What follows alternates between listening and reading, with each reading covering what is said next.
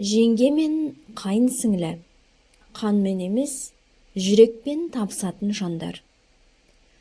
Бұл үйде күнде ұрыс-керіс болып жатқан жоқ. Айғай да жоқ, қатты сөз де жоқ. Бірақ кейде үнсіздік айғайдан да ауыр екенін адам кеш түсінеді екен. Жеңге мен қайын сіңлі бір дастархан басында отыр еді. Алдарында ас, бірі асықпай жеп отыр, екіншісі ойлы. Қайын сіңлі тамақтанып болып, орнынан тұрып жатып: "Жинай саласыз ғой өзіңіз", деді де бөлмесіне кіріп кетті. Сырттай қарағанда жай ғана айтылған сөз сияқты. Бірақ жеңгесінің жүрегіне сол сөз ине болып қадалды. "Жинай саласыз ғой". Ол үндемеді. Тек табаққа, қасыққа қарады. Жинады, жуды. Өзіне өзі ештеңе айтпады. Келесі күні олар телефонмен сөйлесіп жатты. Қайын сіңлі бір нәрсені асығып айтып, әңгімені қысқа қайырды. Кешке жеңгесі үйге келді. Үй шашылып жатыр екен. Ол үндемей кірісті. Еден сыпырды, үстелді реттеді. Сол кезде қайын сіңлісі бөлмеден шығып: "Сосын да жинасаңыз болмай ма?" деп ашуланып кетті.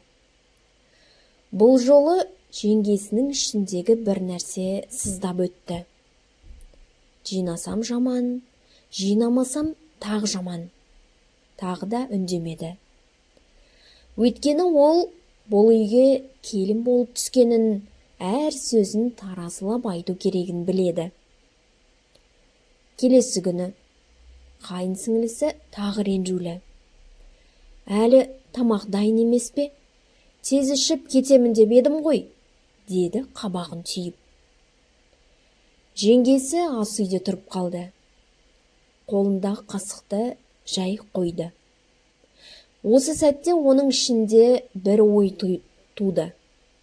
Ащы да емес, ашулы да емес, жай ғана шындық. Ертең өз басыңнан да өтеді ғой. Ертең сен де бір үйге келін болып барасың. Сен де біреудің үйінде, біреудің тәртібіне көнесің. Сонда сенің әр қадамыңды осылай өлшесе, қандай сезімде болар екенсің? Ол бұл ойды айтпады. Бірақ жүрегінде сақтады. Кешкісін үй іші тынышталды. Қайын сіңлісі ойланып отырды. Оның да ішін бір нәрсе мазалап жүрген еді. Шындығында қайын сіңлісінің бұл мінезі жауыздықтан емес, өзінің де ішкі арпалысынан еді. Ол жеңгесінің бәрін өз мойнына алып жүргенін көріп, іштей қиналатын. Бірақ оны дұрыс жеткізе алмайтын. Неге бәрін өзі істейді? Неге демалмайды? Неге айтпайды? Сөздері дөрекі шықса да, ойы жаман емес еді. Сол күні кешке екеуі ас үйде қайта жолықты. Үстел үстінде ыдыс. Жеңгесі үндемей қолғап кие бастады. Қайын сіңлісі бір сәт қарап тұрды, алға шықты. "Жеңге, бірге жинайықшы", деді ақырын. Бұл бір ғана сөйлемеді, бірақ көп нәрсені өзгертті. Екеуі бірге ыдыс жинады, үстел сүртті, шай қойды. Сол сәтте екеуінің арасында бір жылы нәрсе орнады. Қан емес, міндет емес, түсінік. Сол күні олар аз сөйледі. Бірақ көп нәрсені сезді. Жеңгесі түсінді. Қайын сіңлі әлі бала. Өмірдің дәмін толық татып көрмеген. Ал қайын сіңлісі түсінді. Жеңге тек үйдің үлкен емес, жүгі ауыр адам. Осылайша екеуі ұқты.